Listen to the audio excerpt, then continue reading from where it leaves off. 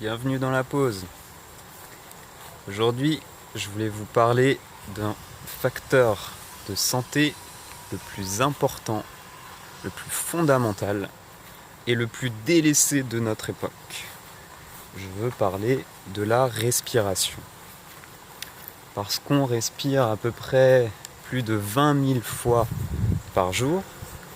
Et si je vous dis que 95% de la population respire de façon incorrecte, on peut imaginer tous les effets délétères que ça peut avoir sur l'oxygénation des tissus, sur votre état de santé global, votre bien-être physique, vos capacités cognitives.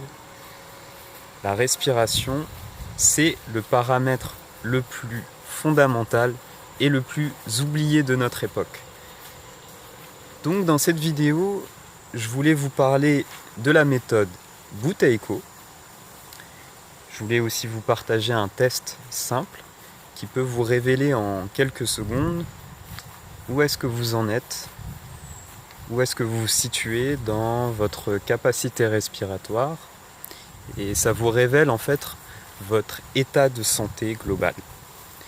Et puis je vous partagerai une pratique que je mets en place moi quotidiennement pour développer cette capacité respiratoire et retrouver ce schéma de respiration naturelle. C'est parti. Donc, qu'est-ce que la méthode Buteyko ? Donc, Buteyko, c'est un médecin, un docteur ukrainien qui, dans les années 50, donc dans l'URSS, a mené des recherches sur des patients atteints de divers troubles respiratoires, comme l'asthme, apnée du sommeil, hyperventilation chronique sévère, etc. Et il a découvert un point commun avec toutes ces pathologies, c'est que les patients adoptaient un schéma respiratoire incorrect. Typiquement, il observait une forme d'hyperventilation, donc un grand nombre de respirations qui peut se mesurer par minute, des respirations fortes, profondes, des respirations par la bouche, et qui révélaient en fait un schéma respiratoire incorrect. Et donc, face à ces schémas respiratoires incorrects, le docteur Buteyko a développé une méthode qui peut se résumer en un principe simple. Mieux respirer, c'est moins respirer. Moins respirer pour mieux respirer.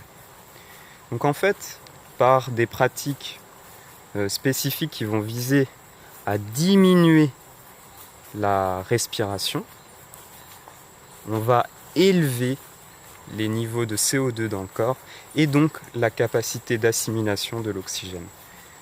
Et c'est ce qui va nous permettre de retrouver une pleine fonctionnalité de la respiration et donc une santé optimale de façon globale. Et donc maintenant, je vais vous partager un test qui a été mis au point par le docteur Buteyko, qui l'a nommé la pause de contrôle, et qui dans le milieu scientifique aujourd'hui est appelé le test Bolt, qui va consister à mesurer votre capacité de tolérance au CO2. Donc le test consiste à effectuer une apnée après une expiration normale et de mesurer la durée de cette rétention d'air jusqu'aux premiers signaux d'envie de respirer. Ce premier signal, ça peut être une forme de contraction, une contraction au niveau du diaphragme, une contraction au niveau de la gorge, du plexus, un sentiment de tension. Et voilà, le test s'arrête au premier ressenti manifeste d'envie de respirer. Donc c'est un test assez objectif, mais qui nous demande quand même d'être assez ancré sur nos ressentis. Donc c'est un test très intéressant.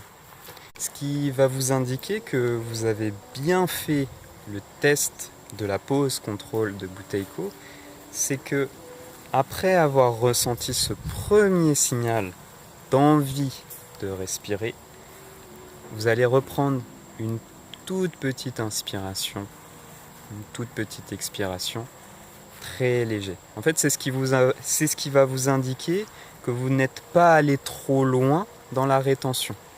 Si vous reprenez une respiration trop forte après la rétention, c'est que vous avez dépassé vos signaux. Donc ça, c'est un indicateur, le critère de réussite de ce test, c'est que l'inspiration reste très légère après la rétention. Donc je vous propose de l'essayer tout de suite et de voir ce que ça donne pour vous. Donc installez-vous confortablement, prenez une bonne posture en position assise, détendez-vous, relaxez votre respiration, respirez tout à fait normalement, ne forcez rien. Attention, prenez une inspire, expire normal et on se bouche le nez et top, c'est parti pour le test. Relaxez-vous, détendez-vous. Observez vos sensations.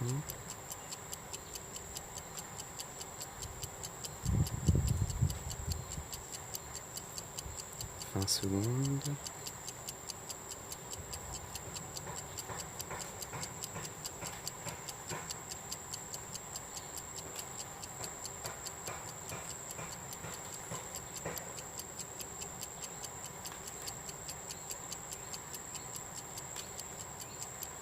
40 secondes. On va s'arrêter là. Donc si vous avez fait le test, il est peu probable que vous êtes allé jusqu'à 40 secondes. En fait, pour le docteur Buteyko, 40 secondes, c'était la valeur indicatrice d'un état de santé optimal. C'est le minimum et même on pourrait pousser jusqu'à 60 secondes éventuellement pour considérer un individu avec un schéma respiratoire et une pleine santé, une pleine vitalité. Mais si vous êtes occidental, comme moi, il est probable qu'à ce test, vous ayez un score qui tourne autour des 20 secondes, voire moins.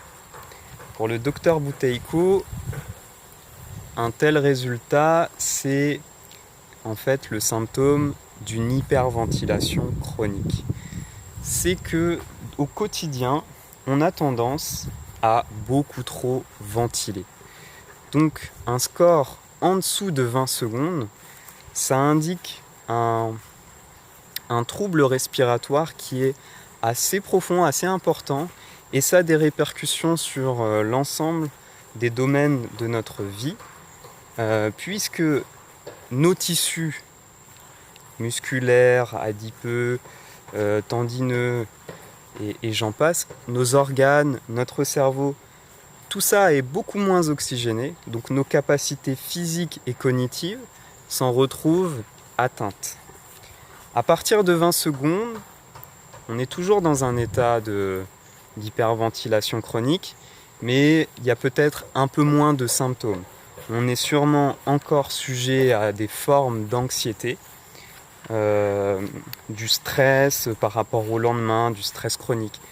Mais il y a encore du chemin à parcourir pour atteindre les fameux 40 secondes qui témoignent d'un schéma respiratoire vraiment optimal et même au-delà. Ce n'est qu'une question de pratique, c'est accessible à tout le monde puisque vous pouvez effectuer ce test même en étant sportif de haut niveau et beaucoup de sportifs se retrouvent en deçà des 40 secondes, même autour des 20 secondes. Donc ce n'est pas forcément parce que vous êtes sportif que vous avez un schéma respiratoire optimal.